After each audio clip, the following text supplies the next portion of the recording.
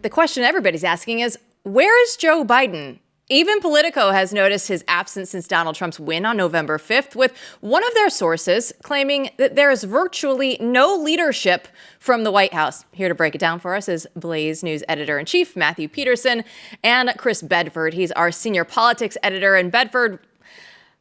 I mean, we look at it and we always wonder where Joe has been, yet the question remains right now, where is he? You know, that's always been the question. And that's funny that you mentioned that Politico finally noticed this. And I think the reason for that is because Democrats are finally willing to talk about it.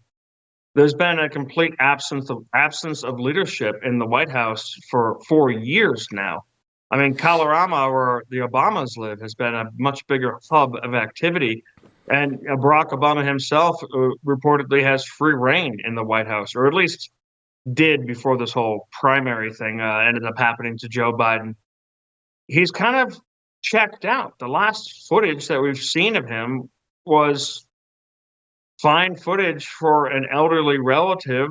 We've all gone through this with people who we love who start to fade away and don't quite represent themselves the way that they used to. Joe Biden, and now at least people are finally willing to admit, has long been there as a president. And it's been kind of shocking to see, though, it's not just that Joe Biden is absent. It's that the new president-elect, not his vice president, but former President Donald Trump, seems to be everywhere at the exact same time. I mean, he's going over to France. He's going to the grand, beautiful, really moving reopening of Notre Dame. Royalty from England, people who used to snub their nose at him, Canadian prime ministers, or I guess governors, as he would call them, French leaders, they are bustling to get into shaking his hand. When people wonder what American policy is, they're much more interested. They'd be much better suited talking to Donald Trump, the mean old orange man. They would be talking to the sitting president of the United States if they're even able to get him on the line. And more, it seems like they're not. I mean, Joe Biden is someone who, on one hand, poured his life into the Democratic Party, but on the other hand, poured his life into himself. It was a deal that he made. He was willing to shift his beliefs. He was willing to shift his stances. He was willing to even sometimes get pushed to the back of the line by Democrats who never actually wanted him to be president until they essentially were forced to by how crazy the rest of the slate was in order to defeat Donald Trump. They always kind of pushed him down. And now he doesn't seem to feel any of that loyalty back to the Democratic Party. I think that's reasonable. They stabbed him in the back. They pushed him back. Barack Obama said, no, step aside. It's Hillary Clinton. Then they said, fine, step in. And then Barack Obama came back and said, you know what, step aside. It's actually Kamala Harris, even though me and Michelle don't like her. He doesn't feel like he owes them anything. He's not going to do anything anymore to help them. He's certainly not an ideologue at the same level. Well, he's actually far more left-wing than he's ever gotten credit for. The true Joe Biden is coming out. And this is kind of one of the untold stories of D.C. that people don't like to talk about, is that consoler-in-chief, Joe Biden's kind of nickname and the way he's had a reputation, is as accurate a reputation as John F. Kennedy family man. It is complete and total propaganda. It is a lie. It started to come out when he was kind of losing it at the end. They say, no, trust me, we're afraid to go into the Oval Office with him. He curses at us. He yells at us. And then they would add the lie. He's sharp as a tack. Well, the first part is actually true. It has always been true about Joe Biden. Despite the fact that he's able to, like a good politician, a classic old school politician, affect that warmth and affect that, I understand your suffering. The reality is a mean man. And someone who is not giving back the love right now to the Democratic Party. And honestly, I kind of understand that. The only problem is he is still the most powerful person on the planet, at least on paper. And that creates a vacuum, a very dangerous vacuum for this country. It really is unbelievable, the juxtaposition between, Trump and his so-called dominating handshake with the French President Macron. People freaking out about it really cracks me up. And the reception that Trump is getting from world leaders. I mean, we really don't even need to ask you about that. Everyone's seen it. So they've seen him act as president, since really a few weeks after he won. He's already in the lead. I think what you said is very perceptive, and it speaks to something very deep, I think, that's lurking here. And that is, where is the leadership in the Democratic Party, period? And even deeper than that, it seems to me that there's a generational, or maybe better said, an establishment lack of leadership writ large, Republican and Democrat, where there's just a black hole right now of nothing. And I say this and hand it over to you. I mean, it was at least in the background, you thought maybe Barack Obama was, passive aggressively ruling us all in some way, right? I mean, there was some, and he was the professional, but he came out, looked like an idiot, screaming at everyone to vote for Kamala. Kamala's a non-entity. Biden's absent.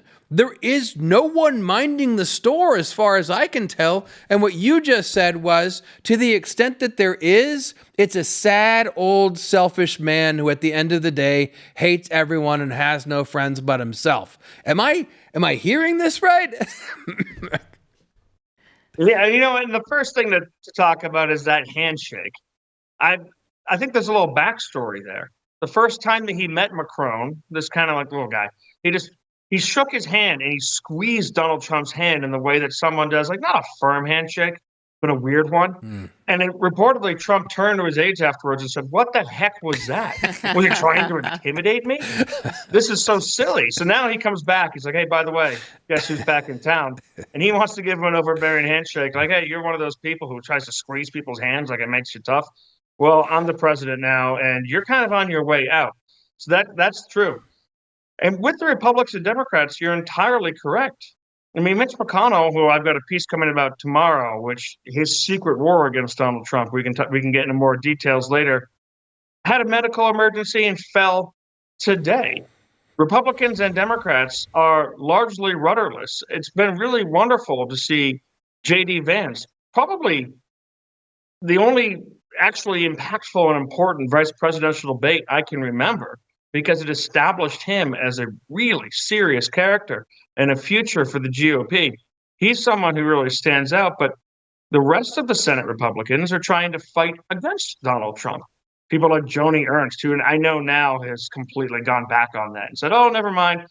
They have to kind of fall in line a little bit, but the benches of political talent on both sides seem fairly weak, seem fairly shallow. And there's article after article coming out here in D.C. about who's going to be in charge of the Democratic Party, but the question is also who's in charge of what. I mean, they're fighting over scraps. And honestly, when you're trying to have a reshaping of a party, best time to actually do that is when you're not in power, when people haven't won, when there's massive losses handed to a party. That's a time for different people with different competing visions to really step forward in kind of a vacuum where it doesn't have a huge impact on actual American governance, to try and figure out who's in charge. But for a decade now, it has been octogenarians white-knuckle gripping onto power in a way that is embarrassing. I mean, during the Reagan years, they talked about how old the Soviet leadership was. I think he went through 3 Soviet premiers because they kept on dying in office when he was president. They were all, granted, they lived hard lives, a lot of vodka, but they were all younger than the leadership of the Democratic and Republican parties in the Senate. Now, things have started to change a little bit, shift. John Thune is obviously a much younger person. The Democrats have a younger Hakeem Jeffries in the House of Representatives. But do people actually think that he's the center of power? Certainly, D.C.'s political press hasn't reacted as such. Certainly, D.C.'s Democrats still react to Nancy Pelosi, who's white-knuckling, gripping onto power. But it's left a void. It's left a vacuum. And into that, Trump, so different from 2016 and so different from 2020, has come with an operation that, well, it still does have a lot of hangers-on. It still does have a lot of grifters. All political operations do, especially outsider ones, which Trump still was, even in this last primary. There are some very serious, very policy-focused people who've been working closely with this transition team who are going to actually try to make a difference. And it reminds me of probably 8 years ago or so, talking to our friend David Azarad and saying, well, I mean, the conservatives have been on the retreat for centuries. It's part of the deal when you're trying to conserve things. You're trying to keep things standard to try to protect Western civilization is there's always going to be an ebb. You're always going to get the natural flow that takes away from the structure that eats at the base of what you're trying to defend. But I said, even Russell Kirk tried to name his book, The Conservative Mind, The Conservative Retreat, because it has been a long war of attrition that liberals have generally been winning. But now I actually have a little bit of a white pill, a little bit of hope. It seems like the left wing is collapsing in on itself. They have overreached to such an extent that they have severely damaged their cause. And as Azarad told me, the difference here is that conservatives have only begun just now, 8 years ago, to fight, to really fight, not simply to try and write nice books about things, not simply trying to talk to each other, but to really push back against the left-wing state, to really push back against their ideas. Like we talked about last night, the idea that birthright citizenship and these anchor babies that have long been an issue in American politics, have long made a farce of American citizenship, is actually under discussion. Well, that probably won't actually be changed, is a sign of a complete mindset shift of people who are on the right and the American right, Republicans, conservative, populists, nationalists of all stripes, coming forward and saying, not only are we going to just not tinker around the edges, cut 1% here, cut 2% there, we're actually going to try and turn the tide. And you're seeing that not just in politics, but before that, in the culture, in comedy, in movies, in television. It's really kind of wild. Well, in the 60 seconds that we have left with you, AOC, she's one of the wannabe leaders of the Democratic Party. She went viral for removing her pronouns from her bio. And this is something that we are talking about on a television program. But here we are, because it does look like, again, it happened in May, but it's now making headlines. But it looks like it's a sign of the woke agenda finally going away. I think it is. It's something that used to be. The woke agenda is interesting. It's religious in a way. That's why, while conservative churches and Orthodox churches and Catholic churches get their pews often rather filled up on Sunday, the liberals get their marches filled up because that is their version of church. But unlike a lot of these other actual real religions, wokeism doesn't have very many martyrs, people who are actually willing to sacrifice their careers and sacrifice their ability to get ahead based on its tenets. They use it. It's like tools. It's like hooks for an ice climber to try and get up something just so they can take it. But when there's actual blowback, when people say, you know what, that's actually really stupid. The moral panic is over. The moral crusade is over. When you have Black Lives Matter spokesman who used to be able to make governors and mayors kneel and FBI agents kneel before them, now they're out in the street yelling for militias and no one's even listening. Well, it shows you that that moral crusade is over, that they have used their time, they've used their energy. People aren't afraid of them anymore. Companies aren't really paying attention to the mobs. They would get 20 people saying mean things to them on Twitter, and they would change corporate policy to be extremely left-wing and antagonistic towards Christians and Americans. You're not seeing that anymore. You're seeing colleges and universities start to get rid of their DEI departments. This is a really good step because it's been, I think everyone can look around and say, this was a moral panic, something that countries are prone to, civilizations are prone to, and it's time to end it.